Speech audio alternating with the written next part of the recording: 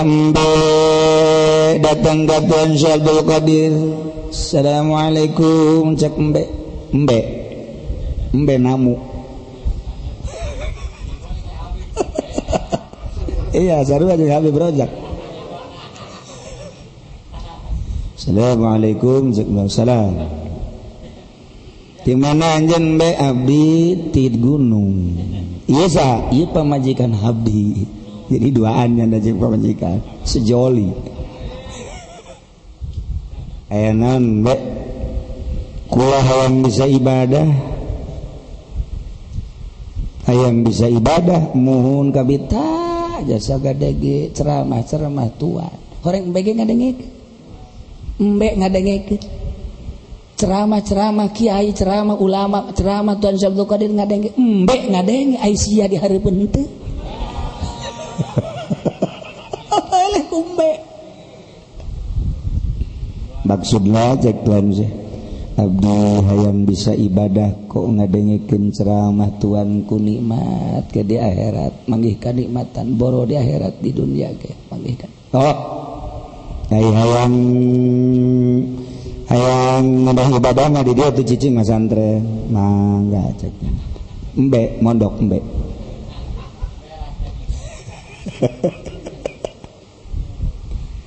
asal sore asal berak lakian cek dan saya kada siambe siara pun hayang jadi wali ieu sia kudu ninggalkeun pamajikan sebab sia kadeleuna ku aing asal eueuh jelema basa bae jelema ge bae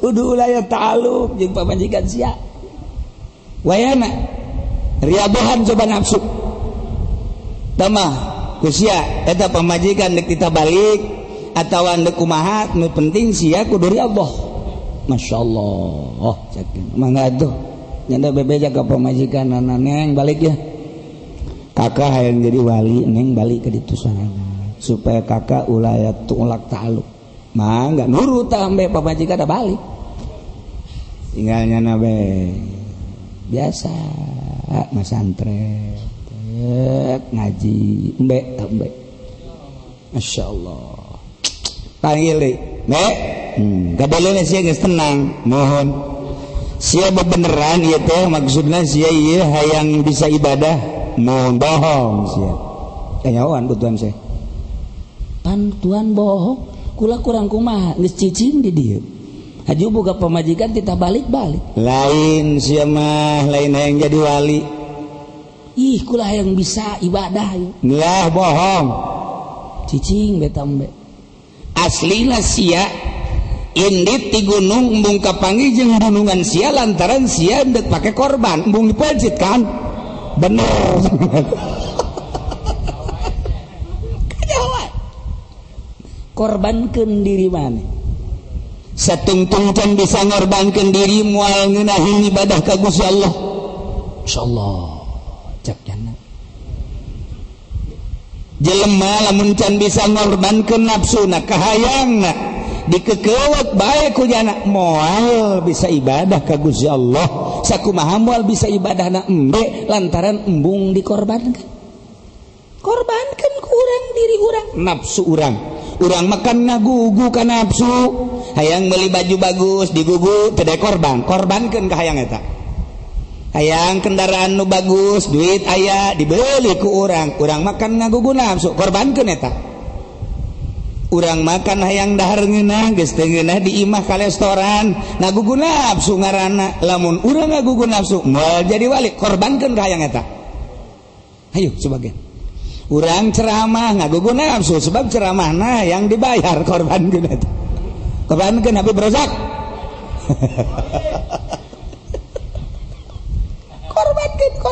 korban boh embe dinasehatan ku Tuan Syekh mohon moal jadi wali sia satungtung sia can bisa korban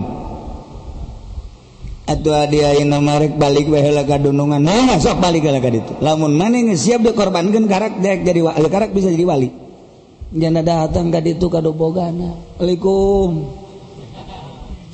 cak nu boga embe heran aing mah embe aing bisa salam. Sebab dunungan mah lain wali. Aya naon sia embe kok bisa atur salam kieu ka aing? Tas di mana sia? Kula tas mondok. Di mana mondokna? Di Tuan Syekh Abdul Qadir. Masyaallah. Embe aing mondok aing henteu.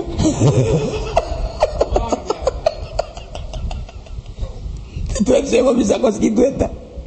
Di mana sia mondok di Tuan Syekh? Ieu sia bisa uluk salam sakieu pasehna. Kula keur dibukakeun hijab kahewanan. Ieu teh lamun ditutup ku Tuan Syekh kula ge teu bisa. Sia kakarage sabulan deui.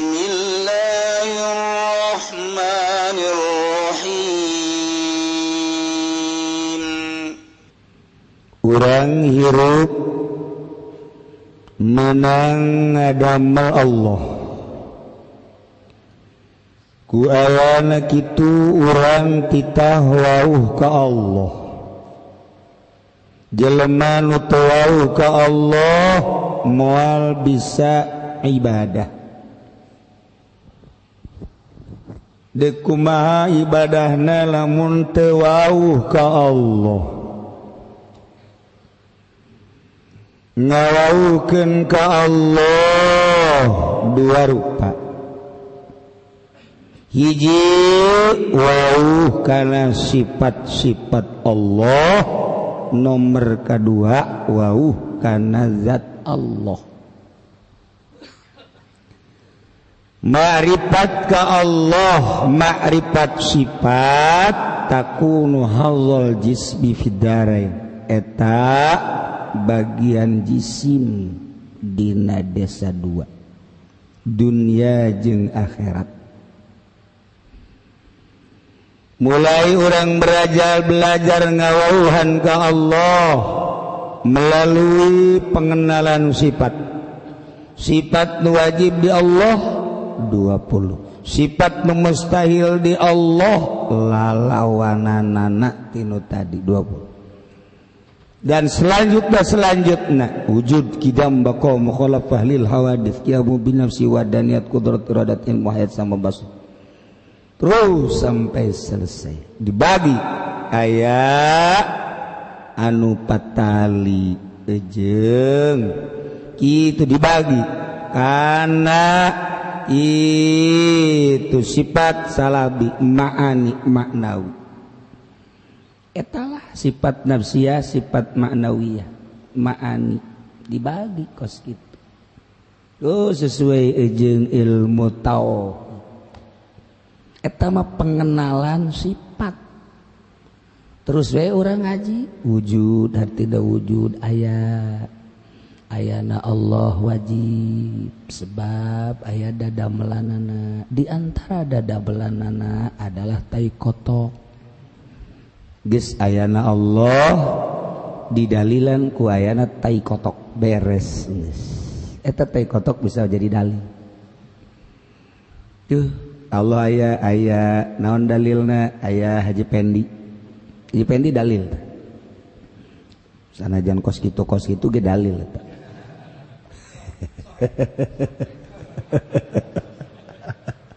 Tuh kan. Allah aya naon dalilna aya dadamelanana. Mustahil aya dadamelanana eueuh anu ngadamelna percis kos ayana tapak kebo mustahil eueuh kebona. Naon deui? Aya dadamelanana berarti aya nu ngadamelna percis okos aya ambe ka irung mustahil mun eueuh nu ngaluarkeun. Eta sarua eta kos karar itu. Tah eta teh nu kos kitu eta mah ngan sakadar babali ka najisi di dunia di akhirat. Lah tawa tauhid TK nu kos kitu. Atuh dinazomkeun malah dimarawiskeun. Malah didangdutkeun. Didangdutkeun. Eta tauhid teh geus puguh digambuskeun. Eta tauhid nu kos dinyanyikeun ku ari. Dinyanyikan. Eta tauhid teh, tauhid cangkang. patali kan sakadar ka awak kos kitu eta mah geus engke urusanna ge ka dituna syariat ngagendeng tah nu kos kitu ngomongna ge atuh budak urang mah hirup atuh kudu bersyariat atuh teu bersyariat mah teu bisa salah henteu teu salah atuh hayang boga duit teu usaha bener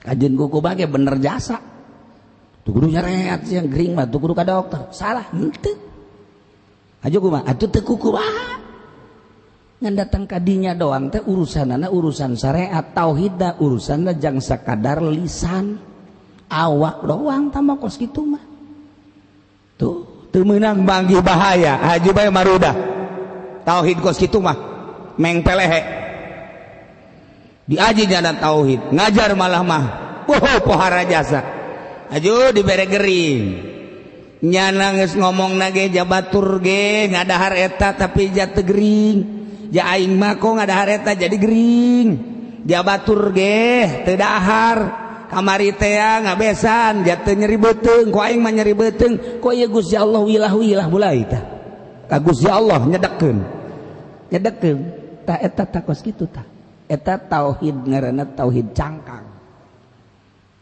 lamun jelema tauhidna ngan datang kadinya doang eta salat mah salat malah hebat salatna mun loba jelema tahajud ge tahajud nyana mah duha satungtung aya jelema terus bete deneureun wates ya salat 2 rakaat usolli salat 2 Allahu akbar aya kana jelema duha deui Allahu akbar aya kana jelema Allahu akbar aya kana jelema Allahu akbar geus 8 rakaat teh aya kana jelema pindah deui nu sajen Allahu akbar nu itu eueuh aya deui jelema Allahu akbar dihitung-hitung 20 rakaat duha lantaran aya jelema tauhid teh ya tauhidna tauhid meng peleh geus kitu Masya Allah itu kos menteri teh di zaman Soeharto kos menteri kiai ngabahas tahajud bahwa solihin itu tidak ada yang tidak bangun malam minimal 2 rakaat apalagi kalau wali Allah menghidupkan meramaikan malam dengan ibadah kepada Allah yaitu tahajud perlu dibahas tak kiai beres menteri beresnya menteri. Kalau tadi kiai membahas tentang tahajud di malam hari, alhamdulillah saya telah bisa tahajud siang malam. Hebat. Kalau kiai coba tahajud malam, saya sudah melaksanakan siang tahajud terus. Goblok ente sudah. Tanya ke Pak Harto, bagaimana Bapak juga tahajud siang? Ya, saya juga udah bisa siang malam. Sarwana. Eta bangsa guruna atau kos JPN atau muridna ge kos itu teu beres masa sih tahajud siang malam atuh engke ge duha siang malam alhamdulillah kiai-kiai kan cuma pagi doang duha saya sudah siang malam tahajud pokoknya duha waduh Masya Allah pohara ya teu make aturan teu masuk jeung Soeharto teh anak-anak ini Masya Allah umur segini udah bisa 30 juz nanti kalau udah besar mah bisa 40 juz ini mah talar Qurannya eta kan jadi tetep baik lamun aya jelema lain ahli agama ngomong agama pasti disoledat engke ge lamun aya jelema lain ahli politik ngomongkeun politik disoledat kos kula atau ngomong politik sering disoledat atuh kajian teuing aing ieu sabira aing disengsarikeun ku ahli politik sadaekna sia jeung serikeun aing eta emang aing mah bodoh ieu eta keur ngomong wae ngan bodoh-bodoh ge aing geus pisan ropong sia ka neraka beres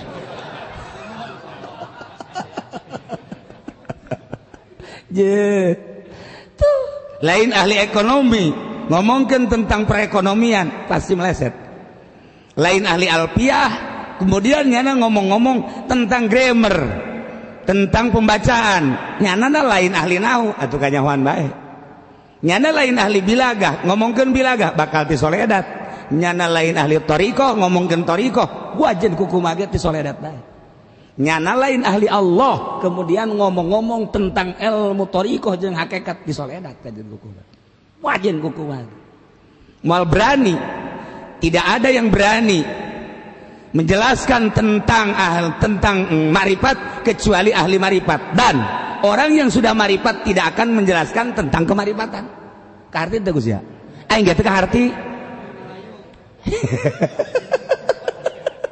tuh sekali deh masih mau bodoh sih. Tidak ada yang berani menjelaskan tentang marifat kecuali orang yang sudah marifat. Dan orang yang sudah marifat tidak akan menjelaskan tentang marifat. Kumaha teh sih? Enggak bingung. Masya Allah karim. Tah, iya marifat sifat makabehan geus. Geus. Kuari nosok anu ozok nyanyikeun wujud girang bakot teh sakara. Usar kan? Cing, itu boga kanyaho ngomong. Itu nyaho cicing. Itu nyaho cicing.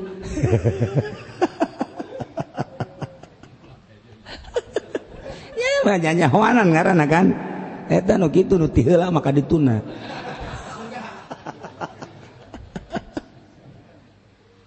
Eta mah. Ieu urang rata-rata ibadatnya kos kitu tah. Jadi sangheuh sebab teu dibere ngeunah nu mantak teu dibere geunah nu timbul sangeuk lantaran teu wauh ka Allah mah teu sangeuk urang kuari titah datang ka imah gitu bintang film nu ayeuna teh sakara nu tenar teh nu bagus nu geulis teh sa ngomong geus da tarolah sia mah teu nyaho nu kuari keur tenar mah da nu buburi gilanda olah be olah malih ayeuna ente tidak ka imah olah embung kunaon sih hiji teu wau nomor kedua dicarekan sebab naon gitu sebab eta teh sangeuk we sangeuk sebab teu wau kajeun teuing hayang nyaho nyana osok narima tamu urang embung sangeuk ka ditu kitu nyaho kaistimewaan Allah tapi kulantaran urang can wauh ka Allah sangeuk adzan madzan waktu datang jem make nu mahal bo bede di jam lagi mahal jengkol mah eleh tapi karena sholat tadi perhatikan eta jam jang naon jam teh jang ngatur waktu sholat asal geus tara sholat siap tara waktu sholat tah eta ngaranna jam mangpaat ieu mah jam dipapake sholat henteu eta inget ka abah kula almarhum kula cicing we waktu sholat zuhur teh aju untuk berjamaah aju abah beres turun sholat ya kula masih kena diuk bae datang dijiwir bae sia make jam teu make bae itu jam naon emang kunaon gitu sia geus sholatan jam waduh wah aing dijiwir kieu bae ya eta jam teh dipapake teh jang sholat cenah aduh hebat tuh tuh bantak inget bae tetangga kuari tuh buka kartu bae kula tah Duhantek kuari sok diomong-omong eta baheula bau panas di jiwir lantaran haji pendim nu ngajiwir atuh teu berjamaah tetangga kuari jadi ieu teh balas di jiwir galak abah mah baheula galak jadi ka jam-jam dibabawa ku jana sia dipamulikeun jam ku aing cek kana teh jang atur salat dipake bae salat henteu tadi eta jam dibantikeun ku aing ye ulah tuh bah galak abah wasit kuarina nu mentek kula sok ngomong gitu jam dipake berjamaah ti lo deres mesti salat kene mah ieu teu berarti salat aja eta jam jang naon jam naon ayo tuh yang keren cek geuneut emangnya nama ti heula ka ditu meureun Masya Allah ya. Makrifat data dari zaman syariat aya syariat mah engke ge bika jadi pangeran cek Tuan Syekh Abdul Qadir lamun urang terus-terusan make syariat bete make hakikat jadi pangeran sia cek Tuan Syekh Abdul Qadir nya Fathur Rabbani geura waduh tuh nang aing ngabangun ieu syariat kan nang aing eta lamun eueuh aing mulai kan tuh ieu teh nang meuli aing balas usaha aing alhamdulillah ku Gusti Allah syariat make syariat kene ngomongna mah tapi kan nang aing mun cacak-cacak eueuh aing kumaha tah tuh si itu nang aing nyakolakeun aing syariat kan nang aing eta kebal-kebal leungit syariat teh jadi pangeran nang aing kabeh tuh eta kan syariat tuh asal lepas bae tah ngomong syariat asa nang aing bae Mantap kurang dagang madagang ngaranna ge bersyariat hate mah ka Gusti Allah kalamun dibere untung bae engkena bakal ngaku jadi pangeran nu mantap ku Allah dirugikeun teh abeh ulah ngaku jadi pangeran malah lolobana rugi abeh daun abeh inget bae ka pangeran sebab inget ke dongeng eta teh Sayyidul Baghdadi teh dongeng aya jelema teh inget-inget ka pangeran cek Allah teh ieu budak teh inget bae ka pangeran padahal mah sehat nang aing eta nya dibere harta berlimpah nang aing coba ku aing dibere gering dibere gering mulai nya Allah Malik astagfirullahaladzim ya Allah subhanallah astagfirullahaladzim malaikat bebeja ka Gusti mending digeringkeun bae emang kunaon cek Gusti keur carita dongeng supi kamari manyana keur teu dibere gering teu pernah zikir ka Gusti kan kaambe kukula zikir teh kan seungit kaambeuna kemudian salilanya teu pernah gering bau jasa hangru barangnya na gering seungit kaambeuna lantaran terus bae Allah istighfar lah mending digeringkeun we Gusti cek yang tuh malaikat ge nitah ngageringkeun ka jelema kos kitu mah kadu tilok zikir-zikir mah sebab teu kaambe-ambe bagus kunyana nah engke ku Gusti Allah disehatkeun deui coba sehat nyana inget teu ka aing barang sehat saeutik bae ya Allah poho deui bae kos saya jelema mau dibejakeun ngaranna tabrakan jeger potong sukuna potong urut ka dokter alhamdulillah make tongkat bisa ka masjid Jumaahna nu tilok jubah tatayna jam 10 geus datang ka masjid nyana neangan tihang kieu we ditihang sasalaman we tih alamat bisi tinggalin ieu kula mah geus naon gara-garana hayang ditihang bae cekeuna sebab ieu suku itu datang ka rada cager masih kana tah make tongkat barang teu make tongkat boro-boro ditihang teu Jumaah tah eta teh jelema teh berarti bagusan kada dibere tabrakan deui kabeh Jumaah deui tauhid sifat kos kitu bae teu meunang dibere gering aral teu meunang dibere rugi aral teu meunang dibere susah aral tauhidna tauhid sifat eta mah tauhid awam eta mah tauhidna tauhid lumrah TK kos kitu ambalayah eta mah tauhid kos kitu mah cik tuan Syekh eta mah kos kitu mah teu kadeuleu tauhidna sapira eta mah hazal jismi fid darain wa marifatuz zat takul hazar ruhil kursi fil akhirat marifat zat ialah bagian ruhil kursi ruh anu bersih jaga di akhirat murni ngagenclang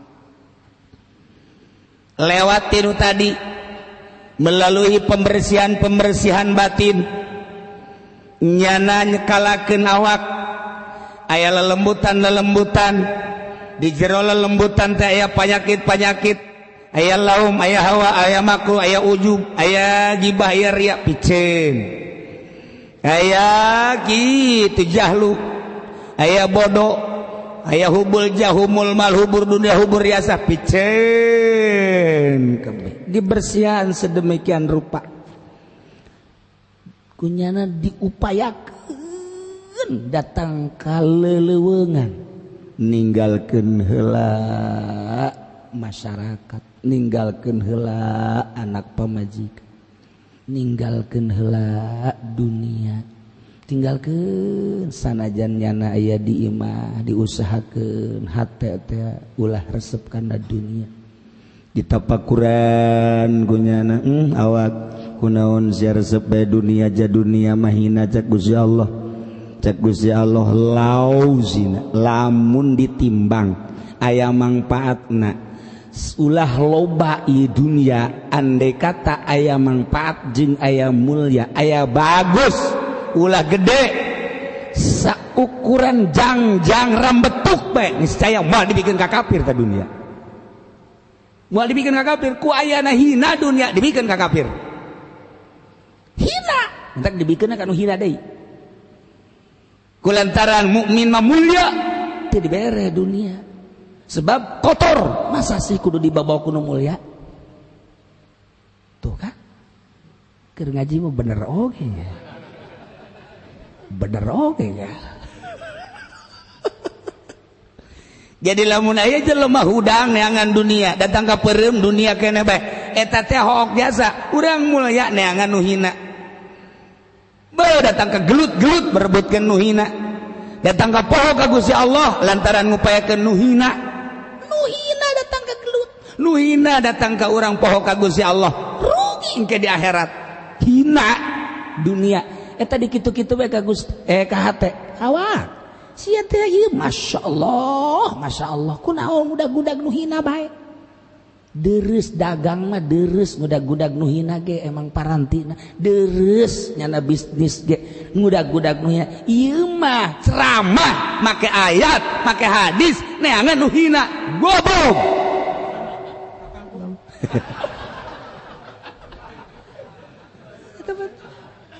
tuh masyaallah pohara jasa tuh ai kitu mah nyana dagang geus tanggung hina di akhirat lagi geus mal hesen deui malaikat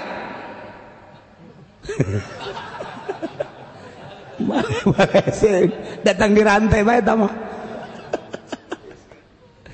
cih kumaha tadi kitu-kitu bae heulanan dikitu-kitu bae dikitu-kitu teh maksudna ieu urang supaya bersih tidak dunia terus we sapoe dua poe aya heueuh ner-neran bahwa eta dunia hina mun encan aya anggapan di jero hate urang bahwa dunia hina urang masih kena can boga makom terus bae hese kudu boga guru nu mantak di dinya lah guru mursyid datang nyanggakeun sadaya-daya abdi teh pangurus geun ieu awak nyaan sia mohon daek sia ninggalkeun pamajikan mombong bohong atuh ai kitu batak bohong loba anu bebeja ka ku lagi kula mah cenah panguruskeun bae kiai awak lah cenah ieu di ka Allah keun boga pamajikan sia boga ai Mak Isa naon dia dagang mun eureun dagang daek ieu tuh kumaha cenah bohong berarti sia sia mah maca shalawat bae bohong berarti emang kudu eureun ci atuh cenah urang kumaha dahar nah ieu teh endek mindahkeun keyakinan nu tadina urang boga keyakinan mun teu dagang teu dahar kuari mah tinggalkeun eta kuari ka Allah pan bisa kos kitu pan Allah teh yuhyi wa yumit Astaghfirullahaladzim alladzi la ilaha illa huwal hayyul qayyum wa atubu ilaihi hayyul qayyum La ilaha illallah wahdahu la syarika lah lahul mulku wa lahul hamdu yuhyi wa yumiit wa huwa ala kulli syai'in qadir dibaca unggal manteu salat kurang La ilaha illallah taya pangeran wajib disembah kecuali Allah wahdahu Allah teh hiji la syarika lahu nu ngabarengan wahdahu la syarika lahul mulku Allah teh anu jadi raja kerajaan aya di Gusti Allah milik Allah kerajaan atuh Allah baraja di daja masa urang karaja teu percaya walahul hamdu jeung Gusti Allah teh sadaya puji yuhi Allah teh nu ngahirupan cak Allah sia teh anu ngaayakeun aing kuari sia ku aing dihirupan moal pati-pati yuhi aing nyorot ka sia lamun ku aing teu diurusan sia setiap yuhi aing nyorot ka sia dahar nginum ku aing diberes sia hayu engke wayah eureun yuhi aing yumit paeh sia dibaca kurang tapi kurang yakin tetap baik dibaca kurang lantaran urang ieu tauhid sifat doang makanya syariat tetap baik balik deui teu dagang modal hendek pindahkeun keyakinan eta mantak kitab ieu mah lain ajieun bangsa tukang karung lain ieu mah hendek mindahkeun keyakinan perasaan urang nuta tadina rasa urang mun teu dagang mah deuh moal boga duit, mun teu tani mah deuh moal boga duit, mun teu gawe mah deuh moal boga duit. Deuk micen eta deuk dikaallahkeun doang. Waduh atuh kos kitu mah cenah itu kumaha? Mantak hese ge jadi wali. Lain zikir lah, zikir mah babari. Illallah. Illallah. Dinusugi makomu panjang. Ngariung dinusugi angel. Kiai tolol tak kiai. La ilaha illallah, la ilaha illallah, la ilaha 100 naik deh. Illallah, la ilaha illallah, la ilaha illallah, la 200. Illallah, la ilaha illallah, la ilaha 300. La ilaha tiba. Ieu panjang amat, abe gede. Dinusu sama la ilaha illallah, la ilaha illallah, la ilaha illallah Muhammadur Rasulullah. Kiai sagedeung amat. Nah, panjang-panjang ge jamal gede. Eta tauhid sifat kos itu arahanana mangpaatna jang jisim sakumaha tadi tah takunu hadzal jismi fid darain ibadahna lumpat ka jisim sagalana lumpat ka jisim putar aturna wudu kumaha ngababagus jisim salat ngababagus jisim jang awak bae roh kolbu teu pernah dibeberes. Eta tauhid sifat kos kitu mun ditanya ku urang ala oh aya anu ngahirupeun sia Allah anu nyugikeun sia Allah anu ngamuriangkeun sia Allah nu nyehatkeun Allah pinter wabeh je pinter jasa malah make dalil lagi geus teu kudu henteu cukup make nas make mantek segala rupa martin lagi bual deh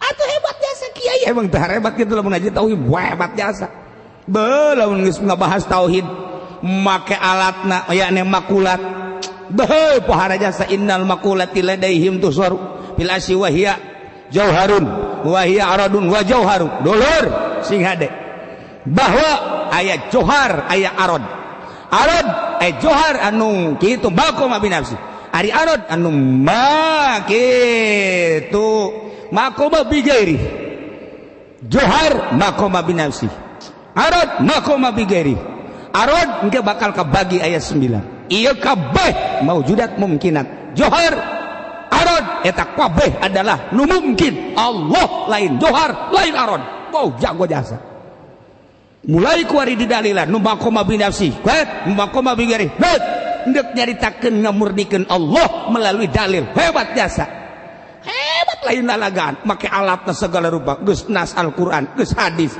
geus mantek geus make makulat hebat jasa dibere bae teu boga duit aing atuh tulungan Gusti ya emang kuna gitu aing teu boga duit jasa ieu mana pamajikan ada muriang anak deh aduh di ka rumah sakit tah eta ngaranna tauhid mengpeleh di makulatan tinggal di makulatan tauhid anu hebat awak aing sehat nang Allah gering nang Allah sodor aing minta tulung ka sia ndek ka Allah bae aing mah hirup nang Allah paeh ge menang Allah bas kumaha Allah bae keur ngaji mung mantep giliran bae keluar ngaji boro-boro gering teu boga cai bae teu boga cai walah wah weuleuh tah deuk jadi wali teh hese deuk masrahkeun sadaya-daya ka Gusti Allah urang kuari kieu bae lah tauhid sifat bae datang ka dieu geus panjang tah dongengna kieu urang berang aktivitas terus maghrib urang carita ngaji datang ka isya terus aya deui riungan tetangga kabeneran ngariung datang ka jam 12 balik ka imah deuleu jambu jam 12:30 aduh besi kaberangan ya subuh ya hayang udang ti peuting ya udang we jam 3:30 jam 3 hayang bae udang bener diudangkeun gua jam 3 aduh isuk tunduh lah SD bae subuh bae engke subuh ge hampir jam 6:30 hampir jasa eta ngaranna tauhid sifat tauhid zat lain gitu urang aktivitas jam 12:30 ya Allah ya Rabbi abdi diciptakeun ku Gusti Allah dibere kuat jeung teu kuat nang Gusti Allah kemudian abdi minta dibere sare Gusti kemudian abdi hayang hudang sekitar jam 2 atau jam 3. Abdi teh kapan nang Gusti dititas tahajud teh ku Gusti atuh Gusti mah maha kawasa hudangkeun abdi sanajan sare setengah jam ulah dibere puyeng abdi ku Gusti haju abdi rek tahajud isukna ulah dibere tunduh ku Gusti ja Gusti mah maha kawasa abdi percaya ka maha kawasaan Gusti abdi nyerahkeun sadaya-daya abdi bate daya teu upaya ja aya nage lainang abdi gagah lainang abdi kuat lainang abdi ja jelema anu dahar bae teh dibere kuat teu bae abdi dek nyerahkeun sadaya-daya ka Gusti mangga nyanggakeun sadaya-daya abdi nu Gusti abdi hayang hudang jam 3 hees jam setengah 2 set setengah jam dihudangkeun ku Gusti alhamdulillah teu puyeng terasa bareng jeung Allah langsung mandi langsung wudu salat sholli sunat tahajud Allahu akbar masyaallah tahajud teu salam-salam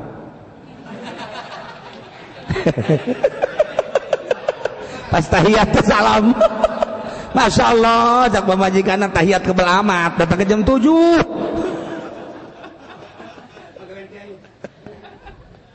Moal diserahkan ke Allah mah. Nah, orang ngatakan lamun geus saes saha nu ngahudangkeun? Ai lain Allah mah bisa. Nang Allah ketika orang sare dihudangkeun ku Gusti Allah, hudang sia hamba aing. Sia dipake kakasih ku aing. Sia teh kakasih aing. Hudang. Sok nah seakan-akan mandi wudu sok salat aing resep ngadenge pujian-pujian sia ngadenge kapasrahan sia ka aing sakumaha sia pasrah ka aing ku aing bakal diladenan sakumaha keyakinan sia ka aing ku aing bakal diladenan ku aing ana inda zonni abdi bi aing mah kumaha sangkaan sia boga sangka bahwa nu mere kuat aing mere ka sia boga sangka anu mere gagah teh aing mere sia boga sangka anu bakal mere bisa teh ibadah aing bakal diberes ya madak ulang urah boga rasa nang aing lamun urang boga rasa nang aing sakitu bakal diberes capek nah melalui tauhid zat dibagilah ku ari kurang tauhid sifat tauhid asma tauhid af'al tauhid zat mimiti urang berangkat tina tauhid afal supaya afal teh kaharti ja Allah tegas kajelaskeun fa'alul lima yurid kuari ku urang terus we dianalisis diasupkeun ka jero hate Allah teh anu migawe urang lempang teh digawe nang Allah fa'alul lima yurid diuk teh pagawean diuk nang Allah fa'alul lima yurid kicep teh pagawean kicep nang Allah fa'alul lima yurid denge teh pagawean denge nang Allah fa'alul lima yurid wabeh kamamana kumaha ge ieu teu kaluar tina pagawean Allah lempangna nang Allah diukna nang Allah asupkeun ka jero qalbu urang selusup oreng nang Allah terus sapoe 2 poe 3 poe engke karasa ketika menang Allah Gusti teh daya teu upaya la haula wala quwata illa billahil aliyil azim horenganan henteu ngabalang hiji jelema kecuali malangkeun teh nang Allah henteu datang eta panah ka ditu kecuali nu ngadatangkeunana Allah henteu ragag eta barang bang di luhur kalapa kecuali ragagna menang Allah ragagna kahandap dikenakeun kana naon kecuali menang Allah eta teh anu asli atau anu tawalud kabeh ge menang Allah fa'alul lima yurid asupkeun ka jero hate mulai kabeh menang Allah asa aya Allah teh urang lengkah nang Allah urang kadi nang Allah urang kadi nang Allah asa babarengan bae kanjing Allah teh mantap moal aya capek engke mah kadituna moal aya waktu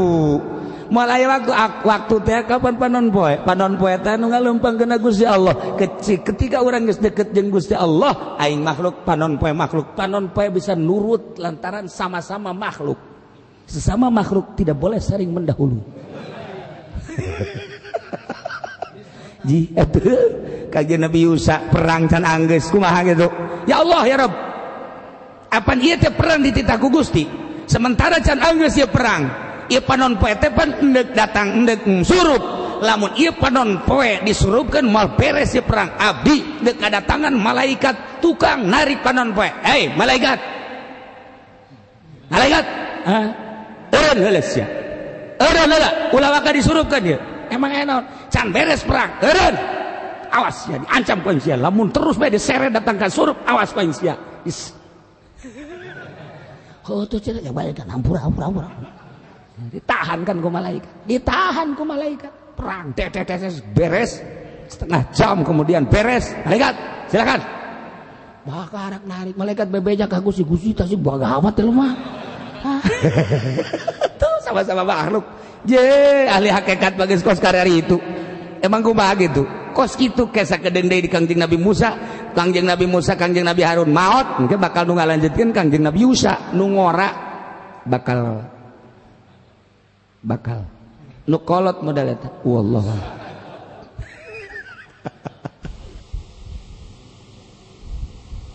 dibutuhkeun ku manusia mun bener ge hayang jadi jelema awalan ila ilmi syariat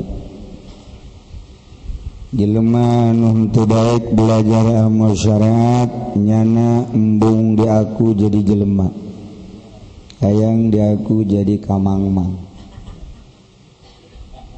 pinter bahasa Arab, pinter bahasa Inggris, Jepang, pinter bahasa berbagai bahasa tapi nyana teu ngarti syariat encan jadi jelema karak jadi kamangmang kajan dan sanajan make jasna bagus dasina hebat sapatuna herang mobil mengkilap eta teh juri jelema ya Allah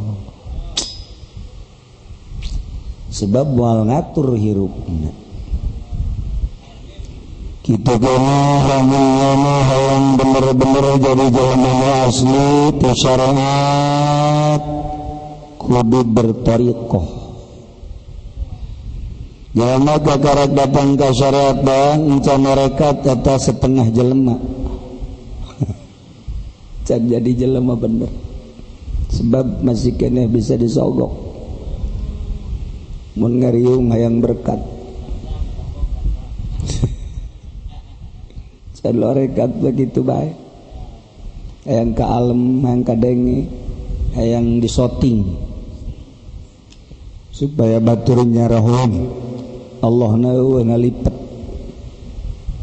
can jadi jelema Masya Allah lamun hayang jadi jelema summa ila ilmil batin kudu ngaji ilmu batin silulu urang ka jero laut kapanggih ge jeung keuyeub jeung rajungan itu dimaksudkeun di jero laut aya mutiara minimal aya karang-karang anu berwajah cantik karang nu indah dihandapkeun karang aya batu mutiara maritakeun di jero laut aya mutiara katutupan ku karang nu berwajah indah tentuna teh setiap jelema bisa nyokot ngadenge di laut aya mutiara aya anu teu ngadenge aja aya nu ngadenge doang sabodo aya nu ngadenge kemudian memperhatikeun kos kumahanya aya nu memperhatikeun kumaha carananya sanggeus kumaha carana belajar urang ngojay jeung silem sanggeus belajar ngojay jeung silem aya anu prak aya nu henteu sanggeus nu prak aya nu caplok lauk aya nu henteu aya segasa tah hayang mutiara hayang ngayahukeun marifat silulut eta teh aya anu lah marifat ieu geus sakitu aya nu ngadenge mah marifat aya anu kos kumahanya aya anu kumaha carananya aya anu coba-coba belajarnya aya nu prak begitu tes belajar teh ya nyana teh belajar nganyahokeun berangkat kaleg-legnya ku Golkar wassalam Assalamualaikum warahmatullahi wabarakatuh selesai kiai anu keur suluk dicaplok ku Golkar tuh henteu cenah ka Golkar mah ngan ka pendopo di pendopo diberi duit seperti itu berapa kemarin tuh yang kemarin 300 ya.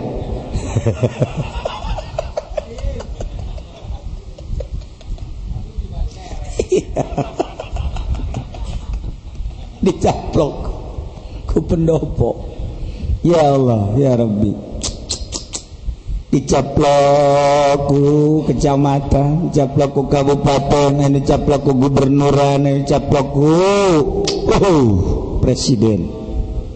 Angges wassalam, selesai, finish. Ya Allah, komo nu teu belajar heula cacak nu belajar hese. Nah, begitu jana belajar terus bisa nyingrai-nyingraikeun nyana bersikeras tengali satengalieu dunia teu dianggap ku hatena, makhluk teu dianggap ku dirina, hiji bae Allah nu nyieun dunia jeung nu nyieun makhluk. Mantep. Kos kitu teh tawadzalika la yasulu moal hasil illa bitarki rusumat, kecuali kudu ninggalkeun rusumat allati hiya mukhalafatun lisyariat, anu nyulayaan kana syariat. Ai syariat teh imtitsalul awamir wan nawahi, takwa ngaranna berarti zahirna kudu takwa, batinna rusumat allati hiya mukhalafatun li tariqah, jadi berarti kudu ngajauhan tina anu nyulayaan kana tariqah carana wa husuluhu biqabulil masyaqqat an-nafsaniyah, kudu nerima kamasyakatan bangsa nafsu waruhaniyah, bangsa ruh, tujuanana li ridho ilah, untuk mendapatkan ridho Allah bila riyain wala sumatin. Geus berang nyana mah atuh kuari batur dahar nyana henteu, suki-suk rame ngawuduk nyana henteu, henteu ceudeuh gen teu ngawuduk ngan ngadahar bubur lah.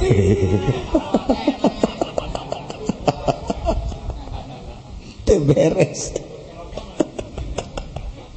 uduk make ieu di endong, atuh tau parah. Mana masyaqatin nafsaniyahna, bulah wali bae orenganan tah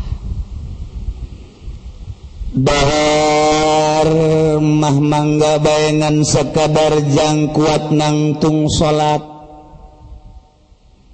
ulah neuleukeun lazat nyeunah nikmat, tetapi jang sekadar nangtung ibadah ka Gusti Allah.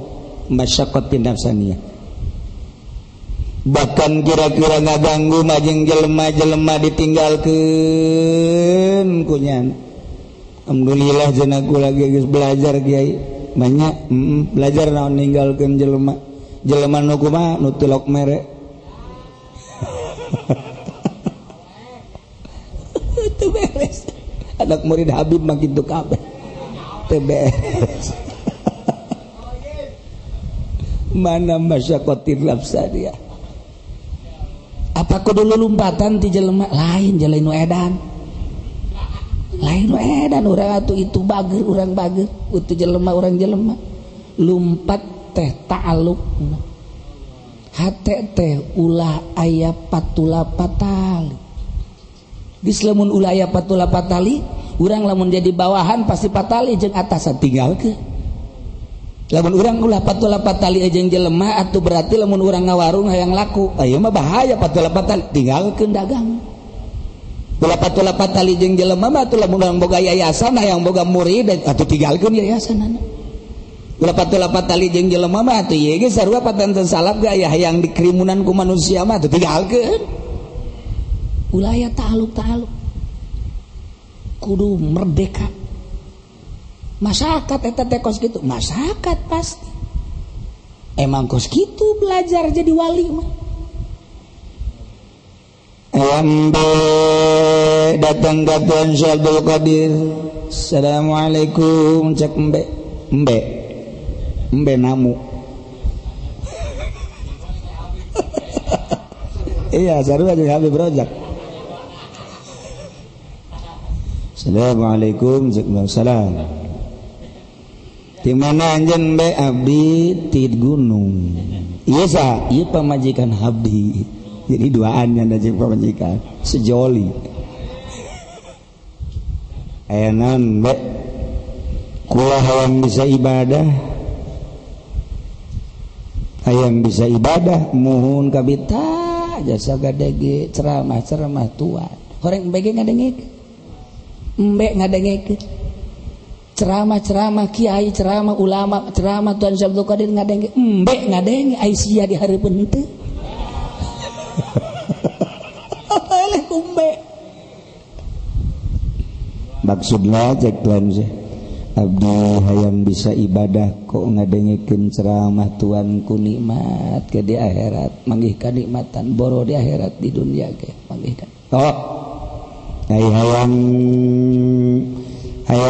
ngedah ibadah mah di dia tuh cicing mas santren mangga ceknya embe mondok embe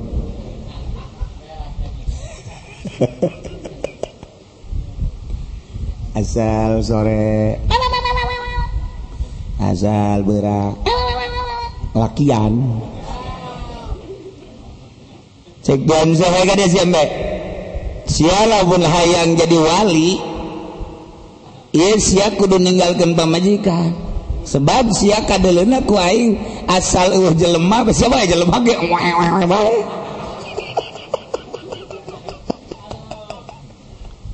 Kudu ulah ta'alluq jeung pamajikan sia.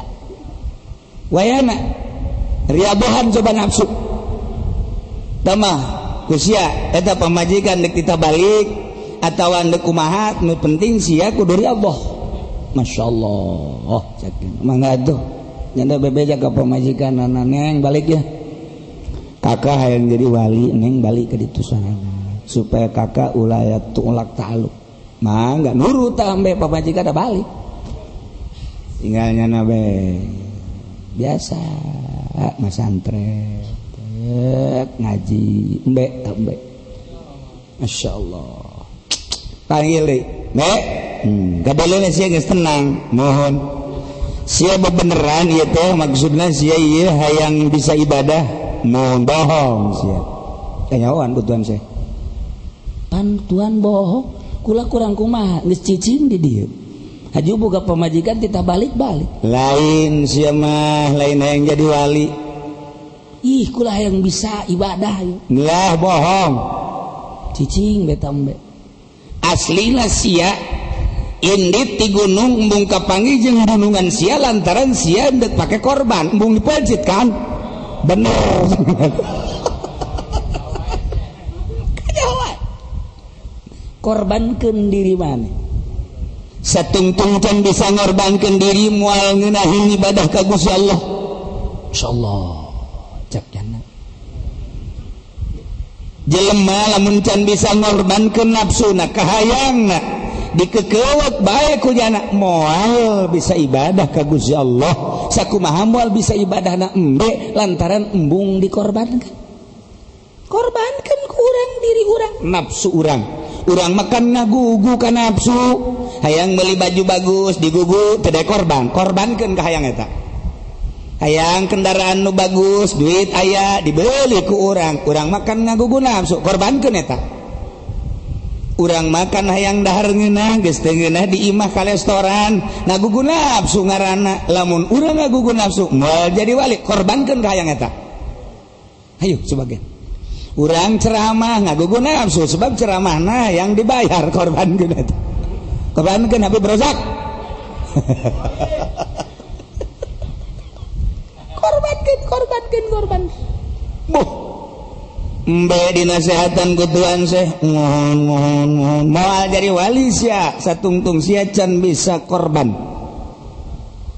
atuh dia ayeuna marek balik we heula ka dunungan sok balik heula ka ditu lamun maneh geus siap dikorbankeun karak daek jadi wali karak bisa jadi wali jangan datang ka ditu ka dobogana Waalaikum salam cak nu boga embe heran aing mah embe aing bisa salam sebab dunungan mah lain wali aya naon sia embe kok bisa atur salam kieu ka aing tas di mana sia kula tas mondok di mana mondokna di Tuan Syekh Abdul Qadir masyaallah Embe aing mondok aing henteu.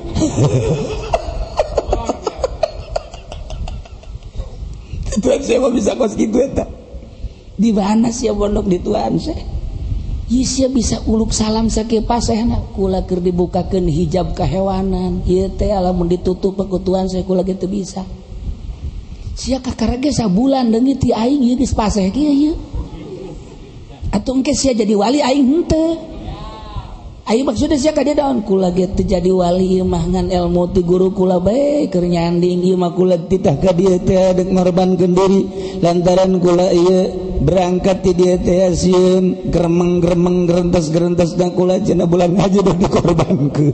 Kula embung jasa tah kula daran embung kula teh jadi wali maka kula kuari mah unjukan kadonongan mangga nyangakeun sadaya-daya emang abdi mah paranti na dikorbankeun. Oh, gulantaran maneh ku ari mageus pasrah moal dikorbankeun sok sadaekna maneh ibadah. Tuh. Satungtung urang masih kene ngagugu nafsu, urang moal merdeka. Ketika urang geus lepas tina nafsu, urang merdeka. Ketika urang geus merdeka, kabeh bakalna numplek di urang kabeh. Hayang mobil aya balik deui tah. Hayang duit loba tah cenah aing mah hayang kos kitu nadok moal jadi sia. Siapa yang jadi wali sih yang duit tolol, yang jadi wali yang boga mobil lah, cuma jadi jawali masana jangan geus boga gitu hayangeun. Aing mah kabita eta da doang tah cenah sakjana teh. Riadoh teh mantap tah eta tah.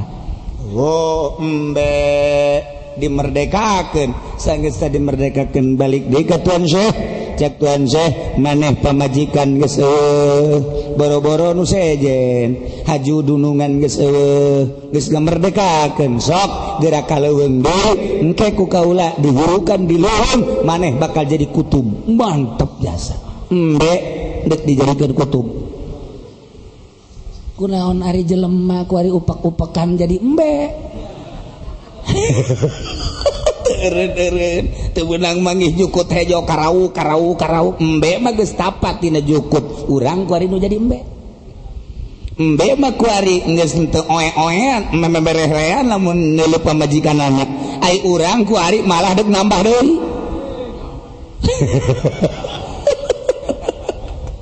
aduh ngadoana ge beung menta jahe anu bahe nol nerkom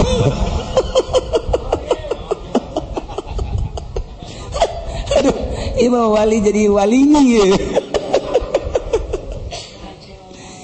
Carangga si dongeng embe lantaran di tengah-tengah orang ayah Habib nu tadi teh ternyata jana orang nungguan di luar 2 jam teu bisa asup. Jadi kuari ayah na ieu mah memeh doa Habib supaya maca sholawat ngajina dicukupkeun sakieu. Silakan Habib. Habib ieu Habib nu bareng kamari ka Uzbekistan. Jadi kapanggih di Malaysia orang-orang Jawa Timur nyana bareng jeung kula ziarah ke Uzbekistan terus babarengan ayeuna hayang ka dieu alhamdulillah urang ngedengekeun sholawatna